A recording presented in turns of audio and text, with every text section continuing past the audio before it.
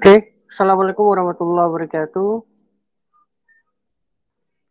Selamat pagi semuanya. Uh, Sebelumnya maaf banget ya, tadi memang kesalahan teknis.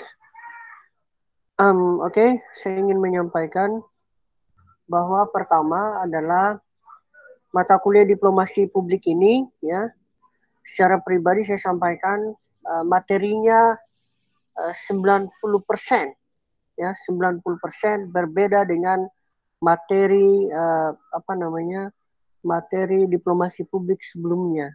Karena memang ada beberapa buku yang saya pakai 2020, 2021.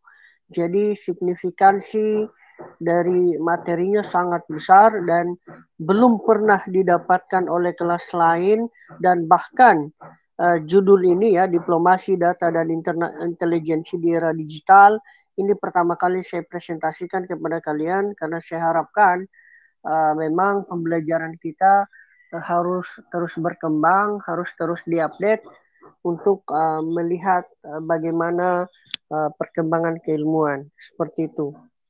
Nah, tentunya ya bisa di next.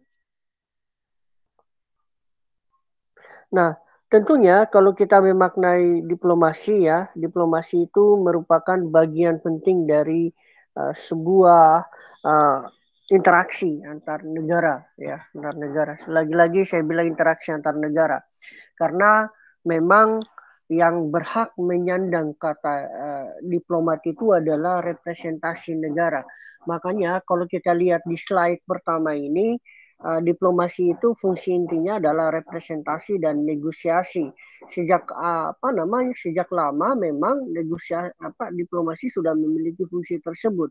Bahkan ketika integrasi teknologi informasi, kemudian komunikasi, uh, diplomasi pola fungsinya seperti itu, dan memang dia adalah fenomena elitis. Kemudian juga adalah perlu dilihat ketika terintegrasi diplomasi ya, diplomasi teknologi informasi dari telegraf sampai radio hingga internet saat ini begitu luar biasanya ya perkembangan diplomasi itu sendiri dalam fenomena internasional. Bahkan George Kennan menyampaikan the art of international relation is a diplomacy. Bahkan di Indonesia sendiri menyampaikan bahwa uh, orientasi atau politik luar negeri Indonesia ditempuh melalui diplomasi, yaitu tercantum dalam Undang-Undang Nomor 37 Tahun 1999 di pasal 4 seperti itu. Nah, yang menariknya adalah um, kenapa kemudian diplomasi itu berubah dengan sangat signifikan ya, dengan signifikan di mana memang pertama adalah kalau kita lacak di bukunya Walter Charles Nice, Handbook of International Relations, setidaknya ada 4 hal yang kemudian menjadikan diplomasi itu berubah.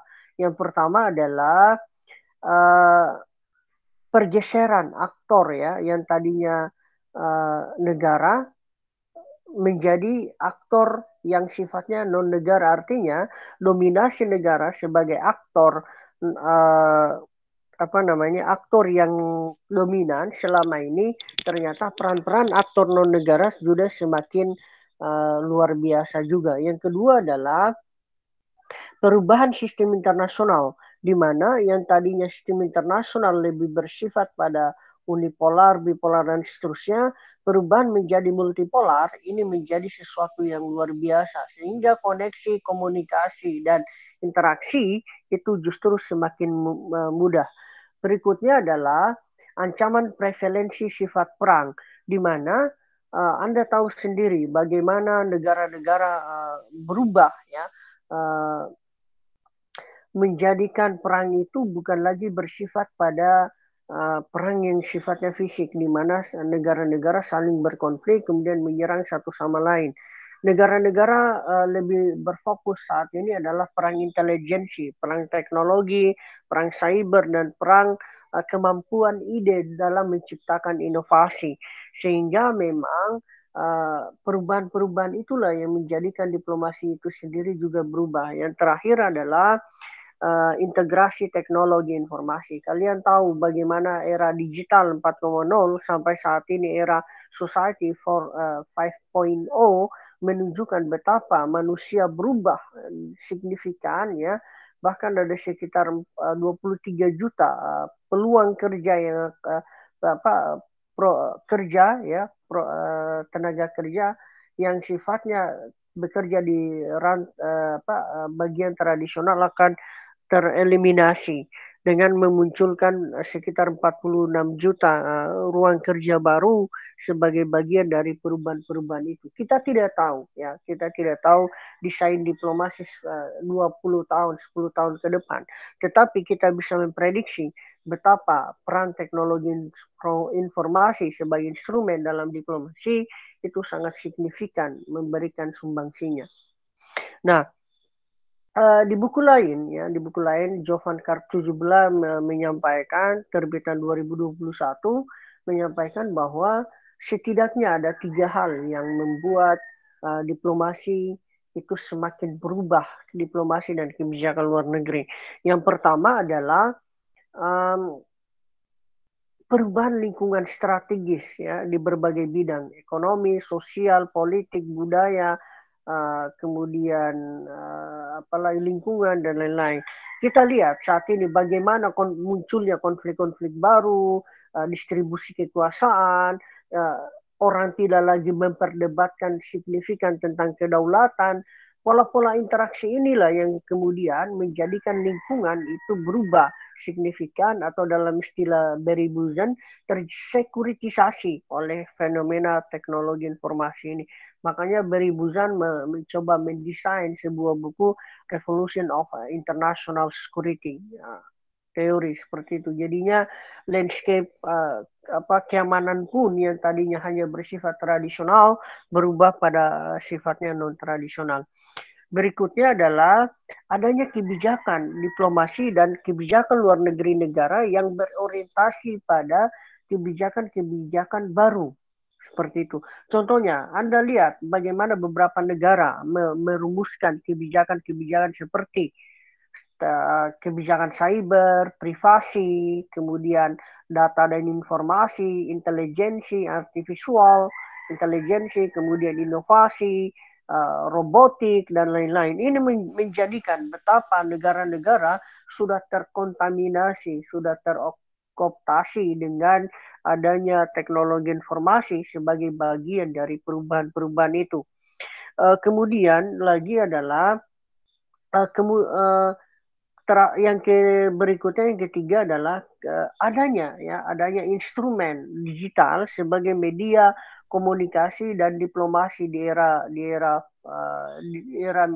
milenial atau di era digital ini, di mana munculnya beberapa instrumen seperti instrumen media sosial sebagai bagian dari pola-pola tersebut ya, pola-pola yang dalam membentuk hubungan luar negeri. Bahkan ya bagaimana kita tahu munculnya diplomasi, bagaimana ketika Donald Trump melakukan komunikasi dengan Kim Jong Un di internet dan seterusnya. Ini menunjukkan betapa diplomasi itu berubah dengan signifikan. Bagaimana peran Instagram, bagaimana peran Facebook sebagai bagian dari memperoleh data dan informasi. Anda tahu ketika Australia bermasalah dengan WhatsApp, Australia bermasalah dengan Facebook, dan warga masyarakat Australia merasa dirugikan kalau misalkan WhatsApp atau Facebook itu diblokir. Tetapi di sisi lain ya, di sisi lain WhatsApp dan Facebook ini merupakan bagian dari itu karena di sana ada bisnis, ada data, ada informasi, kemudian ada uang tentunya di sana. Di mana tentunya ketika Anda mau mengakses data, Anda harus membutuhkan uang. Dan data adalah bagian penting dari bagaimana kita menyampaikan informasi. Data adalah bentuk konkret bagaimana suatu negara mampu ya menciptakan suatu kepercayaan publik bahwa semua hal-hal yang ada di era ini adalah pertarungan big data, pertarungan tentang data, sehingga negara-negara yang mampu memiliki banyak data itulah negara-negara yang mampu menguasai teknologi. Bahkan saat ini adalah salah satu ya instrumen negara yang bisa dilakukan untuk menguasai dunia adalah dengan kemampuan kita mengontrol, kemampuan negara mengontrol data. Karena dengan data kita tahu ya bagaimana orang membutuhkan apa di daerah tertentu, misalkan apakah masih relevan menggunakan apa kita bisa tahu apa data pekerjaan, kita bisa tahu data pendidikan, kita bisa tahu data apalagi data pekerjaan, sehingga kita bisa tahu apa namanya perumusan kebijakan yang kita formulasikan itu tepat. Karena data ini menjadi bagian dari instrumen, bagian dari cara kita mengambil keputusan. Nah, berikutnya adalah ketika data itu kemudian dibentuk, tentunya ini adalah sebuah peristiwa yang memang bukan hanya menguntungkan negara, tetapi juga perusahaan dan tentunya juga masyarakat masyarakat publik. Ya, sebelum saya bicara data ya, itu baru pengantarnya. Nah, perlu ditahu juga bahwa ketika media sosial itu berintegrasi dengan teknologi komunikasi dan era diplomatik, maka media-media sosial inilah menjadi bagian dari formulasi kebijakan negara dan mengartikulasi dan men-show up, ya, melebarkan, kemudian memperluas jangkauan kebijakan agar lebih mudah untuk diartikulasikan oleh berbagai negara.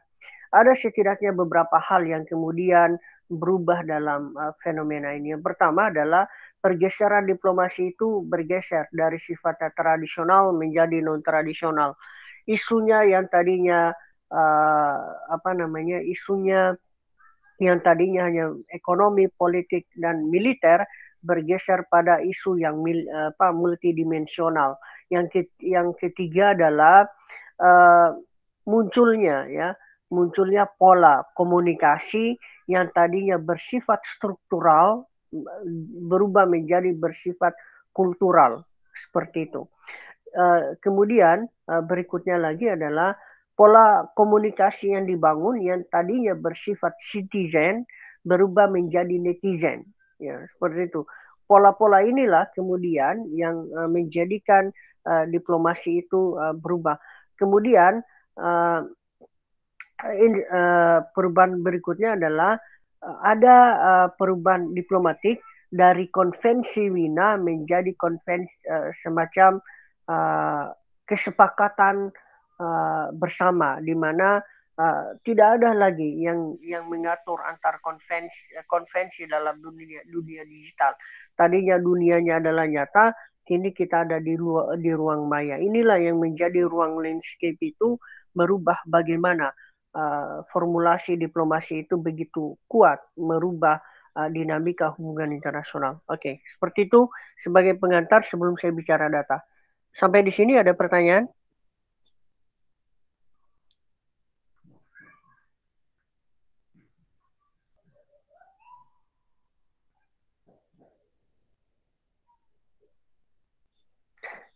Baik, ya. Cukup jelas, Mas. Oh, jelas ya, baik. Oke. Nah, berikutnya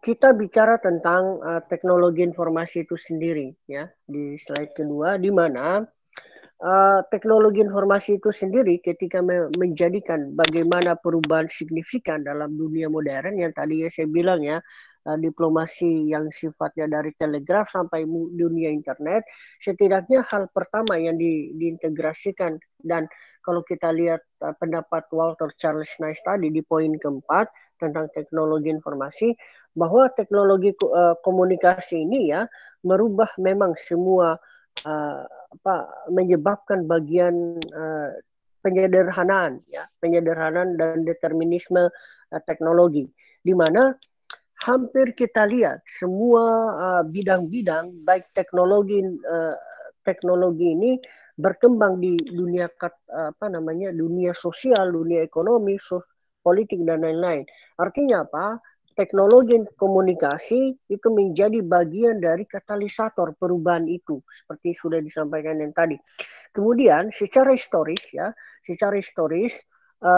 teknologi informasi ini juga membutuhkan kehati-hatian ya. Prima facie menyampaikan bahwa perkembangan sejarah dari diplomasi itu sendiri kita harus cermati lebih dalam. Karena kenapa? Diplomasi itu sendiri sebenarnya tidak berubah secara konten, tetapi instrumennya yang berubah seperti itu. Jadi ketika kita mampu melakukan diplomasi dengan menggunakan teknologi informasi, negara harus mengetahui siapa yang menjadi representasi, siapa yang menjadi aktor negosiasi. Karena memang ketika menjadi negosiator, menjadi representasi, dia membawa atas nama negara dan dia bukan membawa atas nama pribadi. Berikutnya poin ketiga adalah ketika kita mau berbicara tentang sejarah diplomasi, tentunya keterampilan inovasi itu perlu digaungkan karena memang tidak ada namanya perspektif endemisme. Yang ada adalah inovasi itu akan saling melengkapi satu sama lain. Artinya begini, kalau Cynthia Enloy menyampaikan bahwa sebenarnya tidak mobil tidak menggantikan kuda seperti itu ketika Cynthia Enloy menyampaikan tentang perdebatan feminisme dan realisme seperti ini katanya bahwa feminisme tidak menggantikan paradigma realis tetapi melengkapi pendapat realis karena memang fenomena sosial itu tidak dibentuk dari satu peristiwa tertentu. Dia adalah peristiwa yang jamak dan fenomenanya menimbulkan banyak penyebab. Oleh sebab itu ya udah bahwa endemisme itu nggak ada karena yang namanya inovasi itu yang namanya perubahan itu adalah keniscayaan. Artinya tidak ada perubahan selain perubahan itu sendiri. Seperti itulah kalau istilah siapa namanya ini Fahri Hamzah. Dan sejarah diplomasi ketika diawali dengan Kongres Wina 1814 bagaimana negara mengatur seorang diplomat harus seperti ini, disambut seperti ini. Sepertinya pola itu tidak terjadi ketika komunikasi yang dibangun antara Donald Trump dan Donald Trump dengan Kim Jong Un di diplomasi yang lalu di tahun 2018 atau 2019 yang lalu ketika mereka berbicara tentang nuklir seperti itu. Nah, salah satu hal yang penting dari diplomasi itu sendiri adalah data. Data adalah seperti saya sudah bilang di awal, data menjadi bagian penting dalam proses perumusan kebijakan dan data menjadi bagian penting dalam dunia negosiasi. Bagaimana faktanya? Anda coba bayangkan dalam dunia negosiasi dan diplomasi itu kan butuh data. Bagaimana faktanya? Ya, tentu. Pertama, Anda harus tahu siapa lawan negosiasinya. Dia punya hobi apa? Karakter negosiasinya seperti apa? Pengalamannya bagaimana? Kemudian dia sudah berapa kali bernegosiasi? Kira-kira data apa yang dia bawa tentang proses negosiasi? Oleh sebab itu, kemampuan data pemilihan data, analisis data begitu penting. Dan jangankan dalam dunia diplomasi, dalam dunia referensi pun data adalah poin penting dalam merumuskan sebuah naskah. Karena itulah ketika suatu negosiasi yang dilakukan tanpa data dan argumen tanpa data itu akan sebuah menjadi kekonyolan dan kekonyolan itu akan menjadikan semacam keteledoran yang akan bernuansa pada kurang baiknya negosiasi yang dilakukan oleh negosiator tersebut. Nah, data adalah menunjukkan betapa diplomasi itu berubah ya menjadi masyarakat modern. Ada namanya World Society Information War Summit WSIS ya. WSIS itu namanya ibaratnya itu semacam pertemuan negara-negara di mana mereka ini bertemu untuk menyampaikan bagaimana dunia digital itu berubah terhadap komunikasi masyarakat di era modern. WSIS ini menjadi bagian dari penting dari fenomena tersebut karena perubahan-perubahan itu tidak bisa dimunafikan. WSIS atau World Summit Internet Information Society ini pertemuan-pertemuan yang sering dilakukan oleh negara-negara, dan tahukah Anda yang menjadi pencetus dan menjadi negara yang paling dominan melakukan ini adalah Swiss dan beberapa negara. Di China, di Shenzhen sudah menjadi bagian dari itu. Kemudian di Amerika di Francisco, kemudian di India ada namanya Department Emergency Strategy Communication. Nah, ini menjadi bagian bagaimana negara-negara untuk merumuskan atau beradaptasi dengan fenomena digital. Nah, ini fenomena ini kemudian bagaimana dengan Indonesia seperti itu. Nah, kemudian data akan mengubah ya. Ini, aduh, sorry, ketikannya agak apa tanpa spasi ya. Tentunya ya data akan mengubah konsekuensinya terhadap model kebijakan luar negeri, menjadikan ya situasi diplomasi internasional itu berubah juga. Bahkan model kebijakan luar negeri yang dibangun itu harus berbasis pada kebijakan yang digital. Kalau kalian lihat digitalisasi foreign policy apa namanya Swiss ya, betapa Swiss menjadikan data sebagai bagian dari perubahan-perubahan itu. Swiss, bayangkan, Swiss sudah melakukan itu sejak tahun 2003 dalam digitalisasi foreign policy. Sejak KTT dunia, pertemuan antara negara-negara berbicara tentang digitalisasi.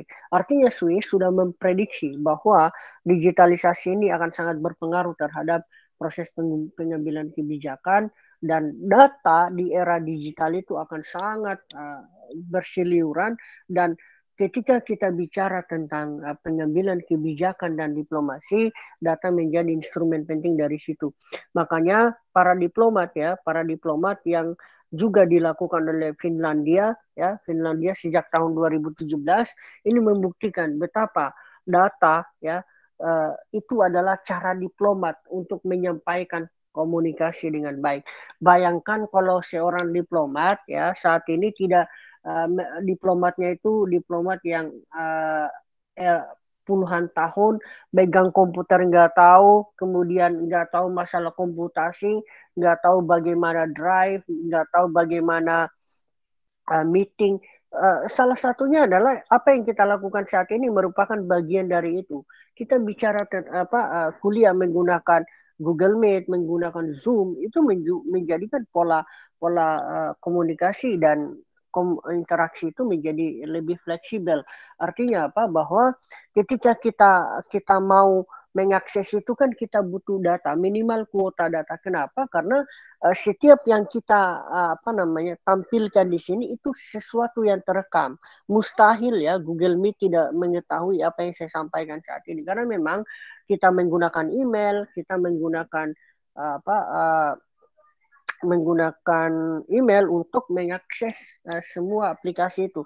Dan saya percaya tidak ada namanya privasi ketika Anda ada di ruang publik yang sifatnya dunia maya. Kenapa? Karena ketika mengakses sesuatu, Anda menggunakan password. Dan password itu hanya ditahu kalau Anda tidak sharing, hanya ditahu oleh Anda dan platform yang Anda gunakan. Oleh sebab itu, bagi saya sebenarnya dunia cyber, dunia diplomasi digital, ya, dunia digitalisasi ini tidak ada rahasia di antara di dunia digital ini. Oleh sebab itu bahkan pusat PBB di PBB juga ya di Jenewa menyampaikan bahwa adanya data ini sangat penting sebagai alat untuk mengembangkan kebijakan. Bahkan kebijakan-kebijakan saat ini itu berhubungan dengan kesehatan, perdagangan, migrasi, iklim, dan beberapa poin lain yang relevan. Artinya apa? Kita tahu fenomena yang lagi viral saat ini, WHO selalu mengambil kebijakan berbasis pada data, dan data itu diambil dari fenomena-fenomena yang bersifat pada kemampuan untuk mengambil kebijakan. Karena formulasi kebijakan yang bersifat multilateral dan regional itu tentunya akan sangat berbeda. Kita lihat bagaimana kontroversial tentang masker yang lalu, kontroversial tentang vaksin, semuanya butuh data ketika negara mau mengambil kebijakan. Oleh sebab itu WHO sebagai representasi, sebagai uh, kekuatan supranasional, maka WHO misalkan dalam konteks ini akan sangat bertanggung jawab. Demikian juga dalam bidang perdagangan, WTO akan sangat bertanggung jawab dalam dunia e-komersi. Oleh sebab itu data adalah menjadi saksi betapa pentingnya kita menguasai data, betapa pentingnya kita memiliki data untuk proses pengambilan kebijakan. Makanya kalau masih ingat proses pengambilan kebijakan luar negeri yang lalu, yang fenomena intelektual atau fenomena intuisi, yaitu pendekatan rasional, itu biasanya pendekatannya tidak berbasis data. Karena pendekatan yang berbasis data itu hanya ada pada pendekatan yang berbasis pada birokrasi atau organisasi.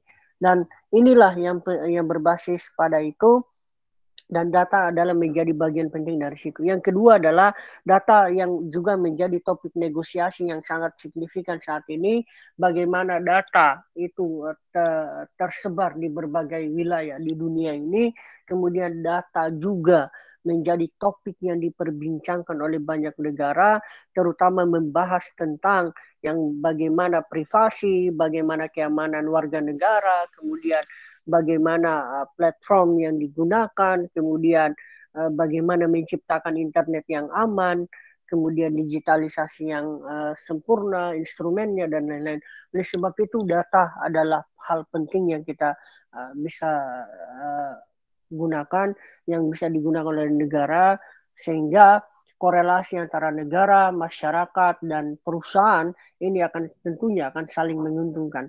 Terlepas dari siapa yang paling beruntung sangat luar biasa, tetapi pada intinya ketiga stakeholder ini memiliki keuntungan yang berbeda satu sama lain. Seperti itu. Kemudian next. Ini tadi sudah data saya sampaikan. Next. Ya, ini Jeep. Ada yang tahu Jeep?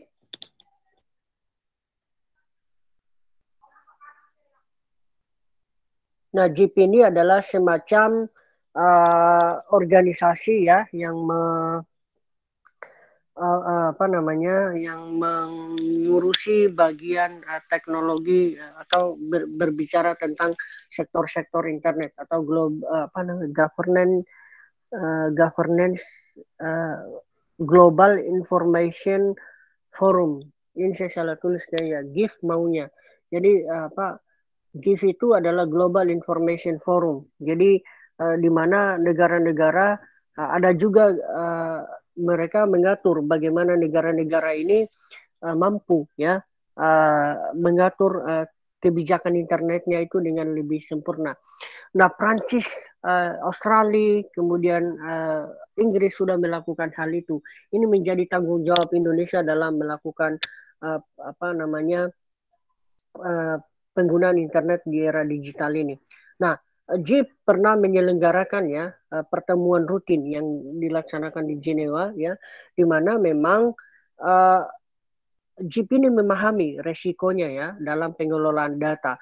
Tentunya kalian tahu, mungkin barangkali sering masuk di SMS di selamat ya Anda apa namanya mendapatkan uang sebesar 175 juta dan seterusnya. Dari mana mereka dapat kontak kita? Padahal secara umum ya kita tidak pernah berkomunikasi dengan mereka.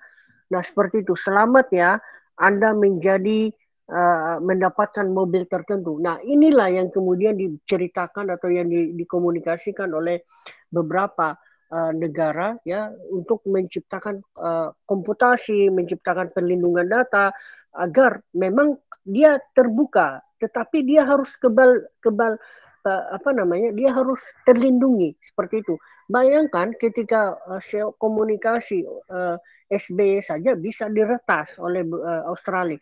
Kemudian bayangkan Maria Paulina bisa menembus ya membobol bank BNI dengan keuntungan sampai 4 triliun rupiah dan dia lari di Serbia. Itu adalah peristiwa-peristiwa yang berhubungan dengan data. Oleh sebab itu di ini ya ketika melakukan pertemuan-pertemuan mereka mencoba untuk menciptakan komunikasi digital yang berbasis pada perlindungan data karena memang melindungi data warga negara itu adalah bagian dari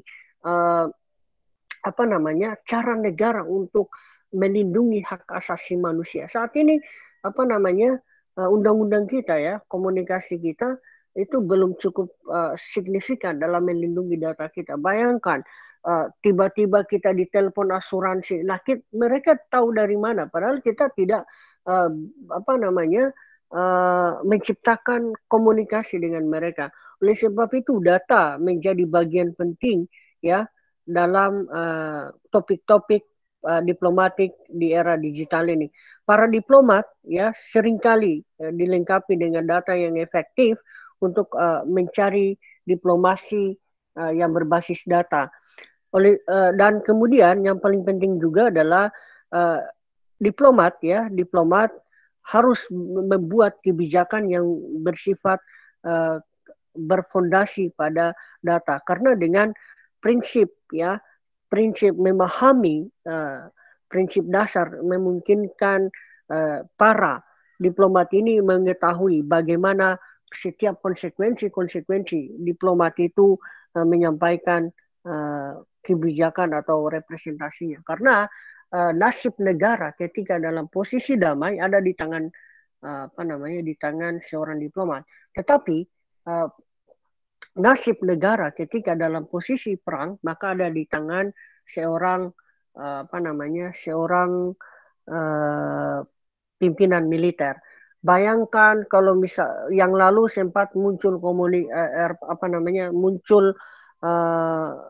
persoalan di mana diinformasikan bahwa Facebook membagikan data orang Indonesia sekitar 1 atau 2 juta orang penggunanya untuk dibagikan.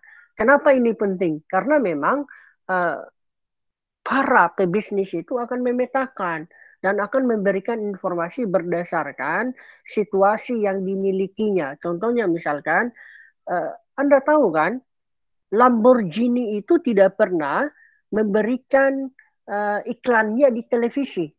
Kenapa? Ada yang bisa jawab nggak?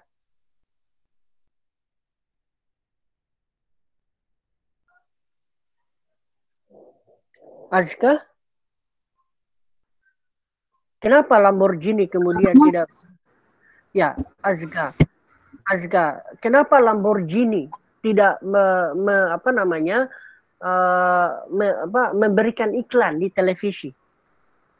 Oh, kalau menurut saya itu tuh karena Lamborghini kan udah punya nama ya Mas. Jadi kayak nggak perlu aja gitu untuk mengiklanin lagi karena walaupun nggak ada iklan pun mereka udah terkenal dan mereka udah menjadi brand yang dianggap top brand gitu sama orang-orang. Oke, hampir kena. Jadi citranya bagus. Agung, kira-kira gimana Agung? Kenapa kemudian Lamborghini? Toh kan potensi kita memasang iklan itu kan berpotensi untuk membuat laku barang kita. Tetapi kenapa tidak dilakukan oleh Lamborghini?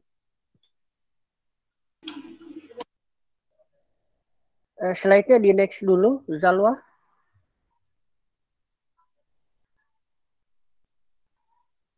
Next ya. Ya, kenapa kira-kira? Atau Zalwa? Yang itu Zalwa yang di atas tadi. Oke. Nah, tadi kenapa kemudian Lamborghini tidak memberikan iklan di televisi? Atau Ferrari, kenapa mereka tidak memberikan iklan? Mas, saya boleh jawab, Mas? Silakan. Siapa nih? Dava, silakan Dava. Dava dulu. Iya Mas, kalau menurut saya karena pasarnya dari Lamborghini itu bukan orang-orang suka nonton TV Mas. Itu betul sekali. Karena dia tahu dari data yang dia punya bahwa orang yang bisa membeli Lamborghini itu adalah orang-orang kaya. Sedangkan orang yang menonton TV adalah cenderung menengah ke bawah. Makanya sesuatu yang percuma ya kalau dia punya data bahwa masyarakat untuk membeli Lamborghini itu dia harus nonton TV dulu seperti itu. Itu kan selera masyarakat ke bawah. Oleh sebab itu bagi mereka yang punya uang langsung ke showroomnya Lamborghini gitu loh. Harga 1,4 miliar dan seterusnya. Artinya memang mereka sudah paham dengan basis data yang mereka punya bahwa yang bisa melakukan pembelian dengan harga sekian besar adalah orang-orang kaya atau menengah ke atas. Seperti itu. Oke, sebelum saya bicara tentang artificial intelligence, sampai di sini ada pertanyaan? Silakan. Oh, tadi Agung mau nambahin ya? Tapi jawabannya udah tepat sih. Atau Agung ada jawaban lain? Enggak, Mas. Tadi saya juga mau jawab itu sebenarnya. Oke, baik. Gak apa-apa. Oke, nah sebelum saya bicara tentang tadi, tentunya kita kan bicara tentang tadi diplomasi, kita bicara tentang teknologi, kita bicara tentang data. Kemudian data itu ternyata menjadikan society baru, ya, masyarakat baru yang disebut dengan uh, uh, apa namanya 5.0, di mana masyarakat uh, terbentur nih dengan atau berperang dengan benda yang dia ciptakan sendiri seperti itu, yaitu disebut dengan ada kecerdasan buatan, kemudian ada robotik dan lain-lain. Apakah seperti apa nanti polanya, ini kita lihat. Tapi setelah pesan-pesan berikut, ada yang mau ditanyakan? Silakan.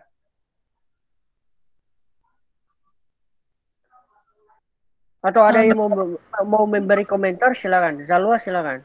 Saya mau bertanya. Tadi kan sudah sebutin kalau misalkan para diplomat itu buat membuat kebijakan atau keputusan itu kan melalui data. Namun kan melihat kalau sekarang itu banyak terjadi cybercrime-nya. Berarti kan memungkinkan bahwa data itu bisa saja dihack atau bocor gitu ke masyarakat luas atau ke pihak-pihak yang tidak seharusnya mengetahui data dari diplomat atau pemerintah. Nah, itu kira-kira bagaimana para diplomat atau pemerintah dalam menangani kasus yang seperti itu, Mas? Oke, baik. Ada mungkin yang mau menyumbangkan jawaban sebelum saya menyampaikan gagasan? Silakan. Biar kita interaktif. Agung barangkali mau menyumbangkan gagasan, silakan. Tadi pertanyaannya, Zalwa poinnya kayak gimana ya? Poinnya adalah bagaimana intinya itu kan proses pengambilan kebijakan itu kan dan diplomasi itu berbasis data, terutama para diplomat ini kan mengambil data ya seperti itu. Nah, apakah peristiwa ini ya kemudian bagaimana cara negara melindungi data-data tersebut agar tidak menjadi sesuatu momok yang menakutkan buat para diplomat, karena kan mereka adalah representasi. Ya, paham. Jadi dari beberapa sumber yang saya baca, kalau kita berbahas tentang diplomat atau MFA, Minister of Foreign Affairs, misalnya, dalam the digitalization of public diplomacy, kita harus mengenal dulu mengenai digital society, masyarakat digital, di mana di dalam masyarakat digital ini kita mengenal yang namanya network society, di mana masyarakat itu saling terhubung. Data-data mereka saling terhubung satu sama lain. Network society. Dan kita juga bisa menemukan yang namanya sharing society, di mana informasi atau data satu individu itu dapat di-upload, dapat diakses oleh individu lain. Jadi keterbukaan di digital society itu, Mas. Nah, untuk menanggapi hal tersebut, khususnya misalnya di MFA, Minister of Foreign Affairs atau diplomat itu sendiri melakukan adaptasi. Bagaimana caranya kita yang ada di dunia fisik ini berpaling ke dunia maya melalui online platform atau yang lainnya. Jadi tentunya ketika si pemangku kebijakan itu ingin mengambil suatu keputusan atau kebijakan, tentunya akan mempertimbangkan data-data masyarakat. Misalnya seperti sensus penduduk. Kita kan tahu berapa banyak jumlah penduduk Indonesia. Kita jangan tahu berapa jumlah A, B, C, dan yang lainnya. Nah, dari data-data tersebutlah pemerintah dapat data tersebut dapat membantu pemerintah dalam melakukan sebuah kebijakan. Jadi ibaratnya bagaimana caranya kita yang ada di dunia sekarang, dunia fisik, berpaling ke dunia nyata. Itu sih Mas yang saya tahu tentang the digitalization of public diplomacy. Oke, baik ya. Bukunya cukup baik ya, buku baru yang dibaca. Intinya begini, kenapa tadi perlindungan ya, seperti saya bilang tiba-tiba handphone saya ada SMS yang entah dari ruang antah berata tiba-tiba muncul dapat hadiah sekian persen. Itu kan sesuatu yang kita tidak tahu, sesuatu yang kita tidak berkomunikasi, yang saya bilang tadi, sharing networking, kemudian networking world society-nya kita tidak tahu, tetapi mereka bisa mengakses data kita gitu loh. Nah, ini menjadi pola komunikasi baru jadinya. Oleh sebab itu, kalau saya bilang diplomat ini kan kembali menjadi adalah representasi negara. Ketika dia menjadi representasi negara, maka yang harus dia lakukan utama adalah perlindungan hak asasi manusia. Itu poin penting. Jadi perlindungan data itu penting ketika negara melindungi kesehatan. Seperti itu. Karena kalau kita bicara tentang teori global health security, ya, itu poin utamanya kita bicara tentang human rights secara teoretikal. Baru kita bicara tentang public goods policy, ya. Baru kita bicara tentang trade dan security. Nah, intinya bahwa negara harus memiliki instrumen untuk melindungi representatornya, melindungi negosiatornya, agar data yang diambil atau minimal yang direkam atau yang diambil oleh negara lain ketika kita berkomunikasi itu tidak memiliki dampak signifikan. Tetapi menurut saya seperti ini, ketika kita ada di ruang komunikasi yang begitu terbuka di era ini, maka saya menyampaikannya bahwa tidak akan ada batasan itu, karena ketika kita berkomunikasi itu menjadi basis data bagi orang lain, dan komunikasi orang lain itu menjadi basis data di kita, ya. Tetapi apa yang kita bisa lakukan adalah teknik analisis data. Makanya kalau dalam penelitian itu salah satu hal penting yang paling penting ditekankan oleh seorang peneliti adalah teknik analisis data. Karena validasi data, reduksi data, sampai proses pengambilan kesimpulan, sampai merekomendasikan suatu kebijakan, itu adalah melalui proses alot dan memiliki tahap-tahap tertentu. Seperti itu barangkali, Zalwa. Berarti Mas, walaupun ternyata cukup bahaya juga dan beresiko buat memakai data dalam mengambil kebijakan, tapi emang data itu juga perlu ya buat kebijakannya itu supaya bisa sesuai dengan masyarakat. Jadinya makanya negara melindungi data tersebut, melindungi representatornya juga data yang dimiliki representator itu. Iya, bahkan ketika Amerika menggunakan digital diplomasinya adalah Amerika menyebarkannya melalui CNN, melalui VOA Amerika dan VOA dan seterusnya. Ini menjadi penting. Kenapa? Karena itu menjadi bagian dari dia untuk menyampaikan informasi. Ingat ya, beda antara informasi, data, dan fakta. Seperti itu. Fakta itu adalah sesuatu yang sudah terpercaya. Data itu adalah akumulasi dari informasi yang kita dapatkan. Informasi itu adalah sesuatu yang kita temukan dari berbagai sumber. Data itu adalah sesuatu yang telah terolah. Seperti itu. Bisa dipahami ya?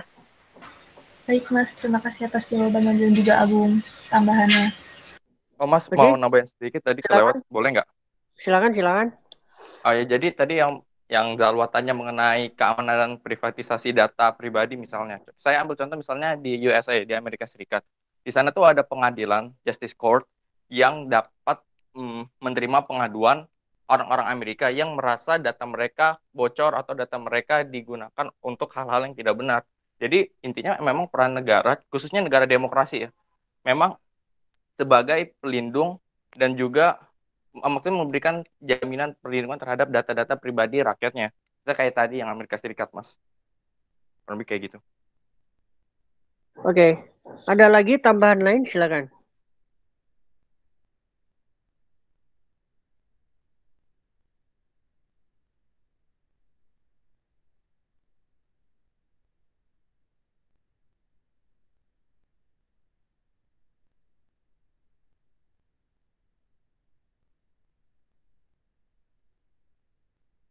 Oke, kalau nggak ada tambahan ya, saya lanjut. Salah satu fungsi perubahan dari diplomasi, teknologi, kemudian data. Sekarang kita bicara artificial intelligence ya. Jadi diplomat itu adalah orang yang memiliki intelijensi luar biasa, sehingga dia adalah sebuah artificial dari sebuah fenomena sosial seperti itu, fenomena sosial, fenomena politik.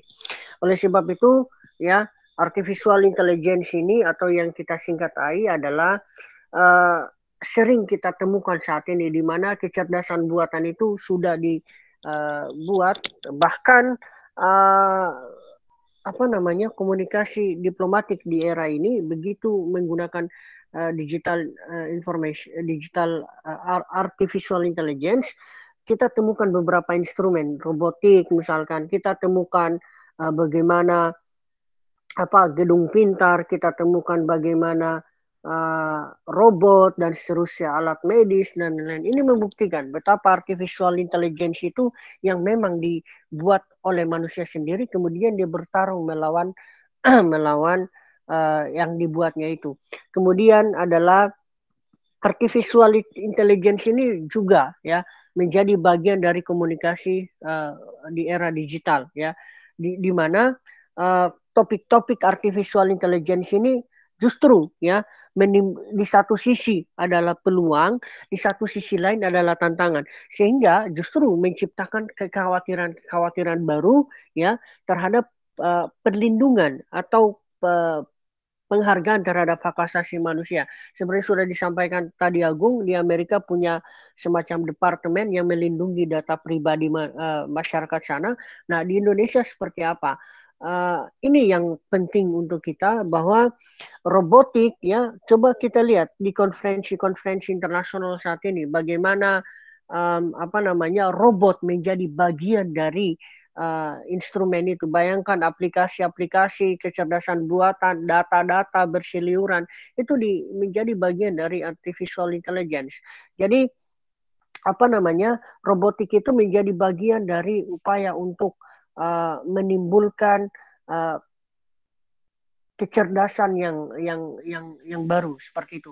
Bayangkan barangkali di PBB sana ketika mau mengecek masuk ruangan tidak lagi menggunakan manusia untuk mengecek kesehatan, sudah menggunakan robot untuk mengecek kesehatan suhu tubuh dan lain-lain. Atau barangkali di sana kursinya bagaimana itu semuanya sudah barangkali istilahnya sudah menggunakan teknologi robotik. Nah, ini apakah mengancam stabilitas keamanan manusia atau justru ini menjadi peluang? Ini tentunya akan menjadi sesuatu yang dilema dan akan menjadi sesuatu yang bisa dimanfaatkan oleh banyak pihak. Next.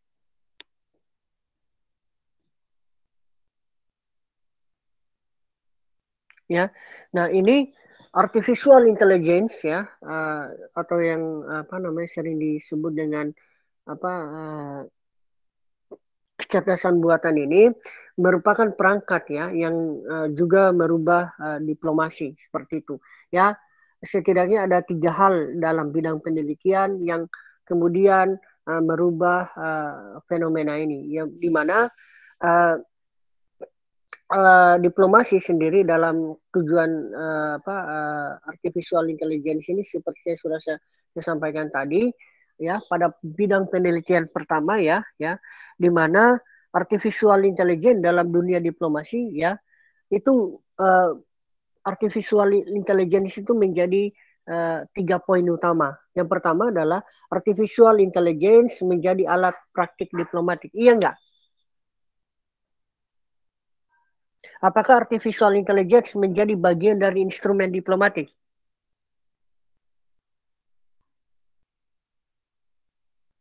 Iya atau tidak? Saya khawatir nanti tidak ada lagi diplomat. Justru negara robot yang diprogram, kemudian mereka akan merepresentasikan, berkomunikasi berdasarkan kemampuan atau kepentingan negara. Jadi saya khawatir nanti diplomatnya robot. Jadi yang ada di ruang sidang-sidang itu bukan lagi manusia, tetapi robot. Sedangkan manusianya ada di ruang tersendiri dan mereka mengontrol menggunakan komputer. Seperti itu. Begitu juga alat sidang dan lain-lain. Saya khawatir ruangan-ruangan itu tidak akan terpakai. Seperti itu. Yang kedua adalah artificial intelligence sebagai topik dalam negosiasi. Tentunya iya. Kenapa? Karena dengan topik negosiasi ini, para diplomatik ini akan berhubungan dengan bagaimana negosiasi dilakukan. Karena kekhawatiran ancaman robotik, kemudian data-data, privasi, perlindungan, kebijakan cyber ini menentukan bagaimana pola itu akan berubah. Ya, yang kedua, yang terakhir adalah artificial intelligence itu akan menjadi elemen penting dalam perubahan lingkungan. Iya, seperti saya sudah bilang di awal tadi bahwa ada kemungkinan ya di era ke depan diplomasi itu sudah nggak ada lagi, di mana diplomasi di era digital itu akan berkomunikasi menggunakan robot. Dan kalau misalkan para diplomat tidak memiliki kecerdasan untuk intelijensi di arah digital, maka itu adalah sebuah bencana bagi negara seperti itu. Dan yang paling penting juga adalah ketika negara sudah memahami fenomena ini dan tidak beradaptasi dan berinovasi, maka negara akan berpikir tradisional terus dan akan tertinggal. Dan Anda tahu bahwa lingkungan strategis itu selalu berubah dan integrasi teknologi informasi ini menjadikan dinamika itu menjadi begitu signifikan.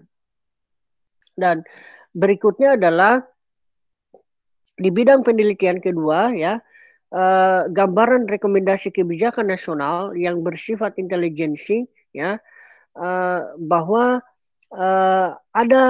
kita menganalisis tren baru ya, di mana komunikasi berubah tadi itu menjadikan, seperti saya bilang di awal tadi, akan menjadikan komunikasi itu berbasis robotik, di mana para diplomat yang tadinya hanya ada dalam pertemuan-pertemuan yang berminggu-minggu ya dalam membahas suatu isu tertentu, bahkan pembahasan menggunakan robot ini mereka tidak akan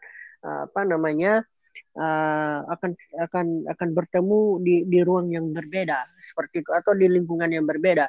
Makanya Bujola menyampaikan di halaman 5 dalam bukunya Digital Diplomacy, setidaknya ada 2 hal yang paling signifikan dalam digital diplomasi. Yang pertama adalah struktural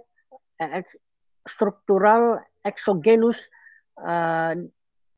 top down dimension ya, di mana dengan adanya pola digital diplomasi merubah kebijakan itu bersifat struktural yang top down. Jadi negara harus merubahnya dengan 2 hal. Yang pertama adalah change bukunya 2015, change institution ya. Jadi merubah pola institusi. Yang kedua adalah change innovation. Jadi dia merubah sebuah inovasi, artinya berbicara pada tataran sumber daya. Oleh sebab itu ketika ada di poin kedua ini menjadi tren komunikasi yang terbaru ya, sehingga para diplomat ya harus beradaptasi dan melakukan adaptasi itu butuh inovasi. Dan yang paling signifikan juga adalah ketika Bejola menyampaikan yang poin kedua, yaitu top down, bottom up, endogenous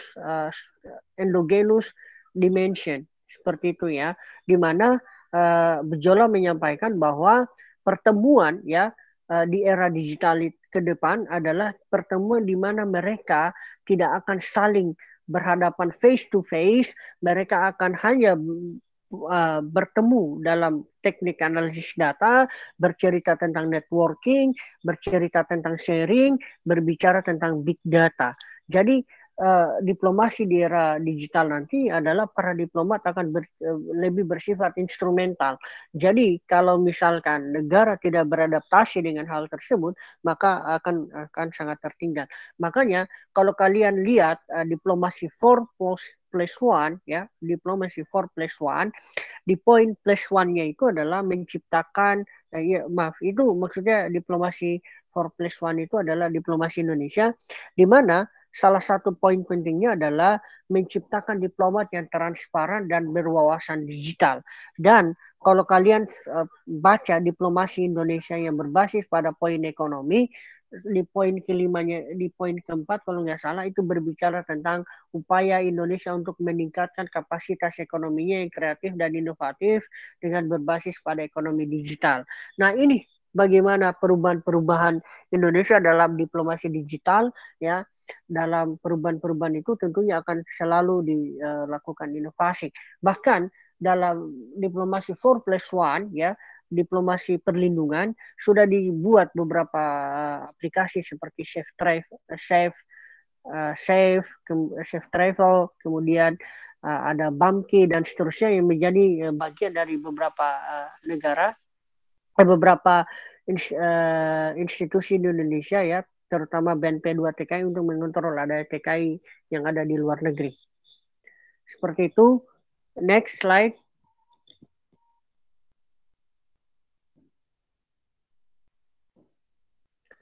Next slide.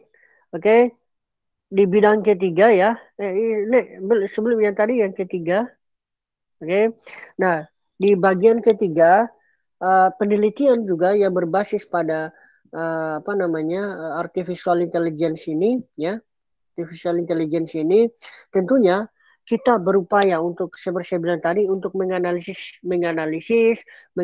mensimulasi, kemudian mensimulasi, menganalisis data, mengenali para pekerjaan diplomat ini. Nah, tentunya teks-teks yang kita analisis ini adalah sesuatu teks yang bersifat internal maupun eksternal. Artinya, basis-basis data kita harus kita pahami. Bagaimana kita memahami pidato negara lain, bagaimana kita pahami data yang disampaikan oleh negara lain. Jangan sampai data-data itu hanya sebagai pesan spam yang kemudian hanya menjebak kita. Oleh sebab itu para diplomat ini memang manusia yang supra elit, tetapi dia supra hebat juga. Oleh sebab itu kemampuan intelijensinya, kemampuan analisis, kemampuan simulasi adalah itu akan sangat baik. Makanya ketika ya Robert Keohane dan Axelrod menyampaikan simulasi tentang teori kerjasama internasional dalam pola multilateral, dalam menggunakan simulasi game yang kalau kalian tahu ya ada chicken, kemudian yang menggunakan kotak-kotak game itu ya seperti A1, A2, A3 dan A4, itu ternyata itu fenomena komputerisasi. Nah, ternyata ketika buku itu dibuat tahun 1990-an ya, 1990-an, ternyata mereka sudah berpikir sejauh itu dalam mensimulasikan kebijakan, dalam mensimulasikan pola kerjasama internasional yang bersifat multilateral. Nah, bagaimana di era ini, ya? Bagaimana di era ini? Tentunya akan lebih kompleks, tentunya akan lebih istimewa. Oleh sebab itu, penting sekali melihat para diplomat ini berakselerasi dan menguatkan diplomasinya ke arah digital. Dan terakhir adalah proses pengambilan keputusan ya yang bersifat artificial intelligence ini tentunya kan bagaimana prosesnya akan menciptakan kekhawatiran. Oleh sebab itu, ketika diciptakan setiap kebijakan yang berbasis pada artificial intelligence harus berbasis pada transparansi, harus berbasis pada keadilan, kemudian harus berbasis pada kreativitas dan inovasi. Inilah beberapa hal yang ketika kita bicarakan tentang diplomasi dan artificial intelligence yang juga masih menjadi bagian dari digital diplomasi. Bukan digital diplomasi, tetapi diplomasi data dan artificial intelligence. Seperti itu. Next.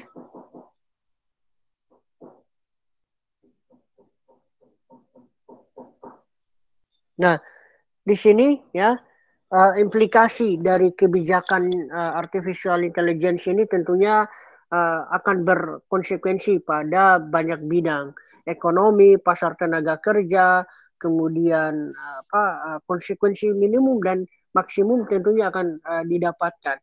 Tetapi itulah sebuah fenomena yang terus berubah. Perubahan itu adalah sesuatu yang memang harus terjadi. Makanya observasi yang dilakukan oleh forum digital internasional ini ya dalam memberikan kecerdasan buatan itu akan berimplikasi pada kebijakan yang berbasis aplikasi, pengembangan dan menyediakan pembaharuan rutin tentang pengembangan artificial intelligence itu. Oleh sebab itu, dengan adanya artificial intelligence secara spesifik tentunya akan memiliki konsekuensi dan memiliki peluang yang bisa digunakan oleh negara-negara untuk menyikapi ini secara kreatif dan inovasi. Oleh sebab itu, negara harus siap berubah, negara harus siap beradaptasi, dan negara harus siap memainkan perannya di era digital ini. Karena kalau tidak bermain, kapan lagi untuk berinteraksi? Seperti barangkali itu dulu. Apakah ada pertanyaan? Silakan.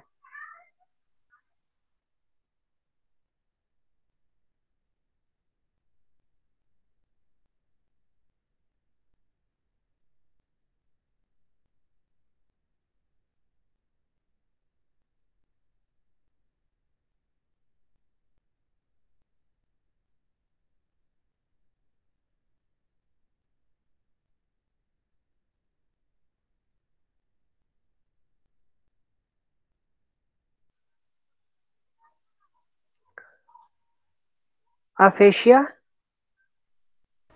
Hadir, Mas. Oke, Andrea? Hadir, Mas. Azga?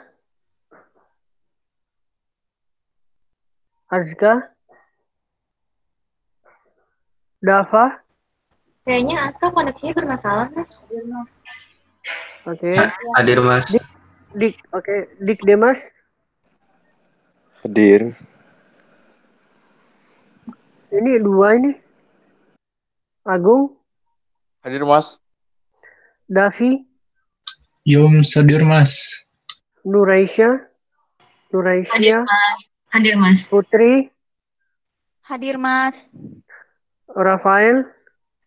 Hadir, Mas. Zalwa? Hadir, Mas. Oke, tadi Dila bermasalah koneksinya. Intinya adalah materi yang pertama kali saya sampaikan kepada kalian dan belum ada di tempat lain. Ini bacaan terbaru, jadi mudah-mudahan dapat menginspirasi dan berharap juga adalah kalian bisa melahirkan inovasi untuk menghasilkan karya-karya ilmiah yang lebih populer yang berbasis pada digital. Dan ini belum dilakukan oleh beberapa kampus lain yang ada di Indonesia. Oleh sebab itu penting buat kalian untuk melakukan inovasi, membuat karya ilmiah. Kalau bisa sudah melakukan tulisan-tulisan lah, minimal di media online untuk bisa publikasi tentang karya-karya ilmiah. Saya pikir bahan-bahan untuk materi itu sudah sangat berseliuran. Itulah data, itulah informasi. Makanya ketika informasi itu ada di internet, makanya kita harus jadikan data. Ketika kita mampu menjadikan data, kemudian kita harus jadikan fakta. Oleh sebab itu, kita sebagai seorang akademisi harus merangkai semua informasi itu bisa menjadi menjadi semacam hal yang berarti dan mengangkat nama buat seorang akademisi. Bagaimana caranya? Yaitu dengan melakukan publikasi. Oke, ada pertanyaan? Silakan.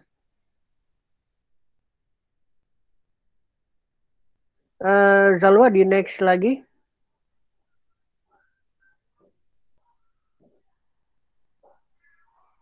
Next, ya. Oke, Hope yang implikasi, yang bidang, ya ekonomi. Silakan kalau ada, ke bawah, ke atas tadi, ke atas. Yang awal, yang setelah slide implikasi. Ini setelah slide implikasi ya? Ya, ekonomi. Ya, betul. Oke. Ada pertanyaan? Silakan. Oke, cukup dulu sini.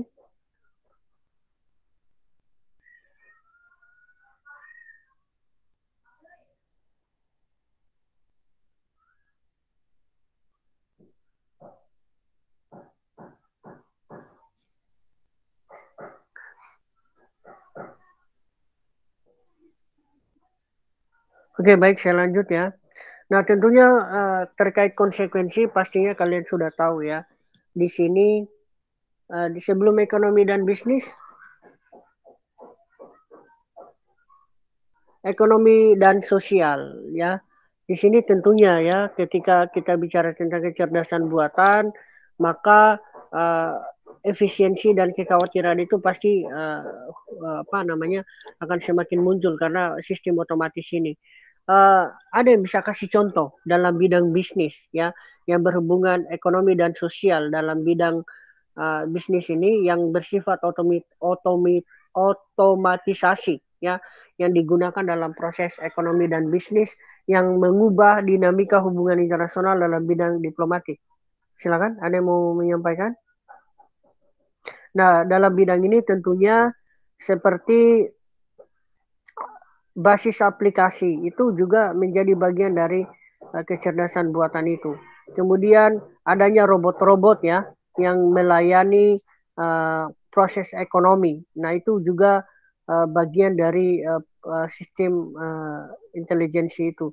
Nah, kemudian adanya alat-alat yang tadinya yang menggunakan tenaga manusia kembali menggunakan tenaga robot seperti itu dalam dunia implikasi dari tenaga-tenaga yang berbasis robotik.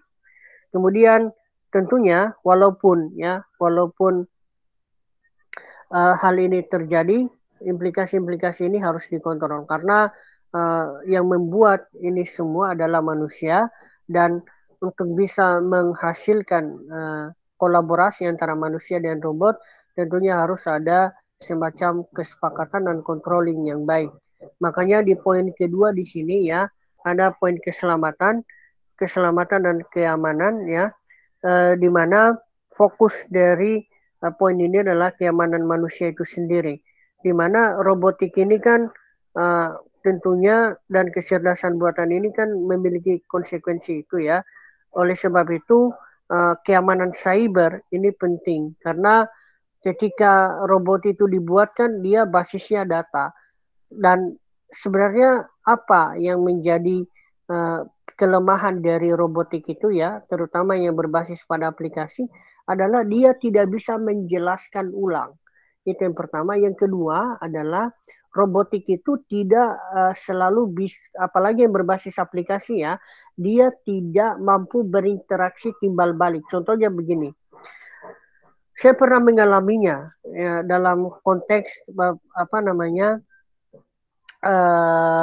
contohnya misalkan kalian familiar dengan kata Turnitin? Familiar, Mas. Oke, Ya, familiar. Mas. Oke. Apakah Turnitin menjelaskan? Tidak. Kenapa? Kalau misalkan kan ada tuh, kalau kita Turnitin karya ilmiah, kemudian dia menjelaskan nggak alasan-alasan dia melakukan bahwa ini begini, ini plagiat dan seterusnya? Tidak, karena dia memang berbasis otomatisasi dan disetting berdasarkan situasi. Jadi kalau dalam istilah teologis ini, kalau dalam istilah keislaman, ibaratnya tuh semuanya itu sudah dikontrol. Artinya dia sudah disikluskan, ya, sudah disikluskan berdasarkan situasi. Contohnya begini, kalau saya nindi saklar, kalau saklar lampu ya sudah pasti otomatis lampunya menyala. Demikian juga kalau saya tindih tombol power gamit ini ya, tombol telepon misalnya untuk mematikan gamit ini, maka otomatis gamit saya mati. Itu kan otomatisasi semuanya. Kenapa? Karena semuanya sudah disetting secara otomatis. Makanya hal yang bisa kita lakukan adalah melindungi data kita seperti itu. Dan yang paling penting dari kita adalah ketika misalkan saya kasih contoh tadi Turnitin adalah kita nih melakukan Turnitin terhadap karya ilmiah tertentu. Ternyata saya menemukan beberapa ini sampai 40%, ya 40% tingkat plagiasinya. Tetapi si Turnitin tidak menjelaskan si ini mengapa mengambil ini dan seterusnya. Dia hanya mencantumkan sumber bahwa ini similar dengan ini, similar dengan ini. Tetapi dia tidak mencantumkan alasan-alasan itu. Padahal biasanya misalkan kan contohnya kita melakukan Turnitin itu atau misalkan atau plagiarisme checker yang checking yang lain ya. Poinnya adalah kita kan hanya melakukan plagiasi. Contohnya saya menulis sudah puluhan artikel misalkan. Nah, puluhan artikel itu kan tentunya saya akan tulis. Walau tentunya si Google ini dan si Turnitin ini akan melakukan teknik otomatis untuk melacak semua hal yang similar. Nah, ini yang bahaya. Similar itu tidak selalu plagiat. Nah, tentunya ketika saya menulis di tempat lain kan pastinya ada potensi untuk similar. Padahal saya sendiri yang nulis. Sementara dalam perspektif plagiat itu kan kita mengambil karya orang lain. Seperti itulah. Itulah kenapa otomatisasi itu proses interaksi timbal baliknya tidak sesignifikan pola komunikasi yang kita bangun secara manusiawi seperti itu. Oleh sebab itu memang keselamatan, keamanan berbasis cyber ini sangat penting dalam perlindungan data kita di dunia maya seperti itu. Berikutnya privasi dan perlindungan data, etika, dan ini yang paling penting ya di etika, privasi dan perlindungan data. Saya pikir ini ketika Internet of Things tentunya data itu sangat penting. Kemudian kalau kita bicara etika, di era digital ini tentunya akan menciptakan etika. Next slide-nya, next. Ketika kita bicara tentang slide-nya di next. Oke, ketika kita bicara tentang algoritma baru ini ya bersifat pada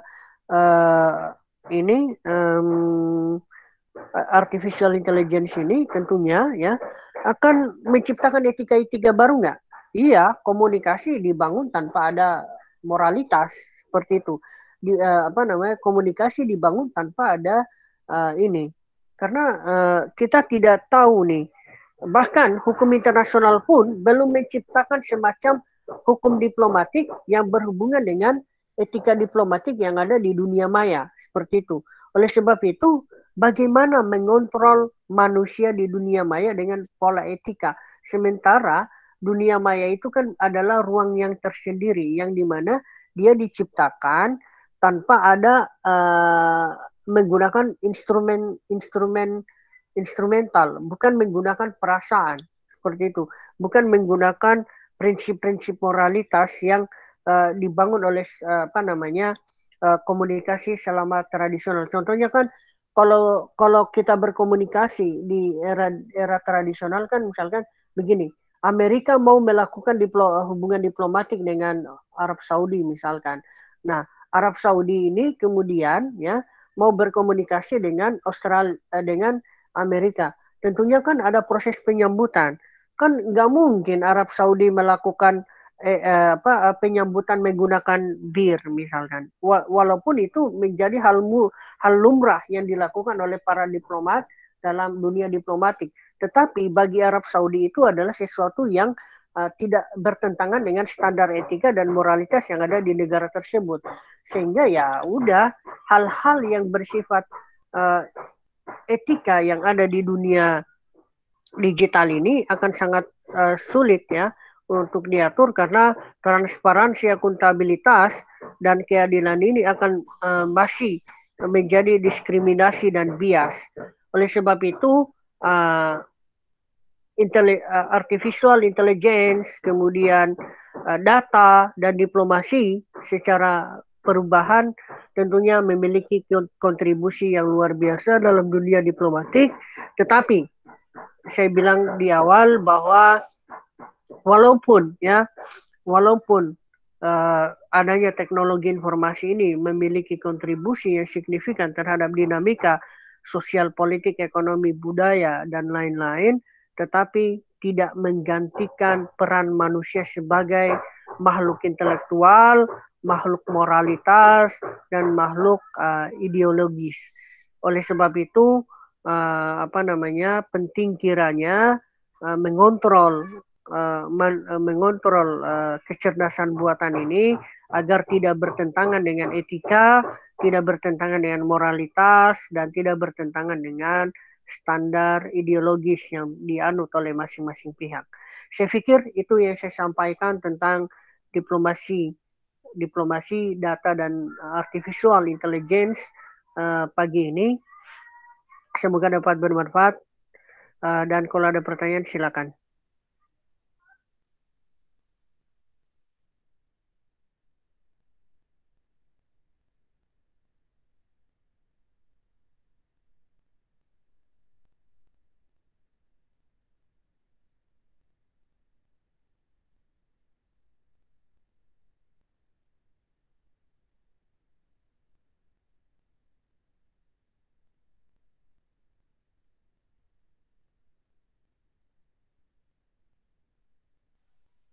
Oke, kalau tidak ada pertanyaan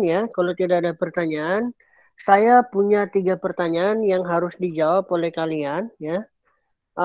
Sekarang saya tunggu sampai 11.30 ya. 11.30. Kemudian waktunya itu untuk menjawab pertanyaan itu hanya 45 menit. Sehingga bisa saya formulasi bahwa jawabannya itu sesuai dengan apa yang saya sampaikan. Pertama adalah syaratnya jawabannya harus merupakan perkembangan dari materi yang saya sampaikan saat ini, ya. Jadi secara teoritikal, secara substansi, materinya adalah perkembangan dari apa yang saya sampaikan saat ini. Kemudian adapun fenomena kasusnya, kemudian case studies-nya silakan dicari di berbagai media lain dengan mencantumkan sumber yang jelas seperti itu.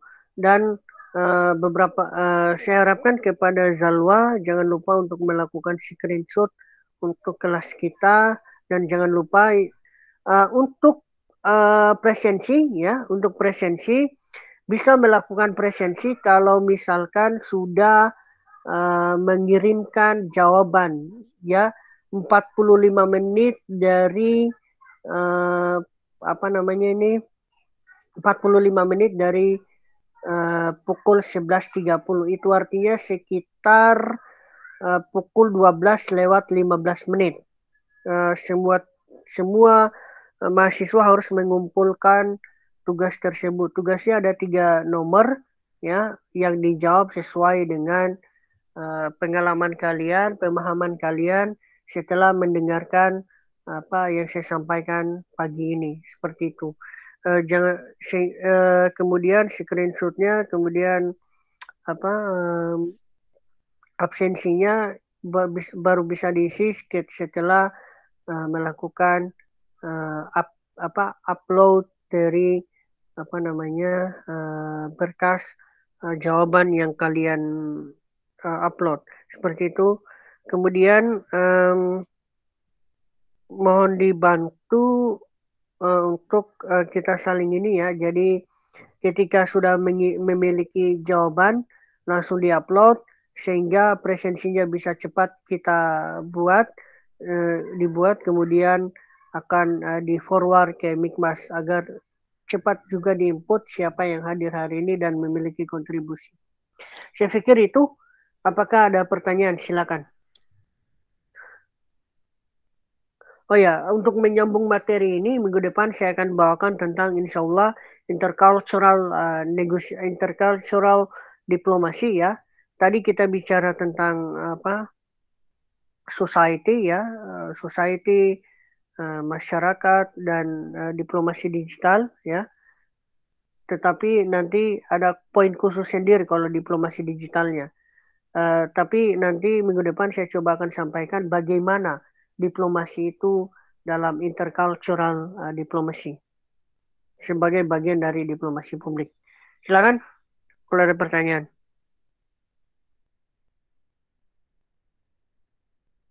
Mohon maaf Mas, tadi katanya kan ada 3 pertanyaan. Nah, pertanyaannya itu apa? Apa nanti dikasih?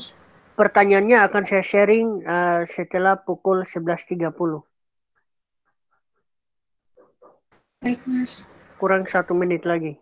Ada pertanyaan? Nanti dikumpulinnya ke G Drive ya Mas? Atau Iya, gimana? nanti dikontrol ya Zalwa sama Dila untuk dikumpulkan di G Drive. Oke, sudah pukul 11.30. Saya akan upload tugasnya. Sampai berjumpa di pertemuan berikutnya. Assalamualaikum warahmatullahi wabarakatuh. Waalaikumsalam warahmatullahi wabarakatuh. Waalaikumsalam warahmatullahi wabarakatuh. Terima kasih, Mas. Terima kasih Mas.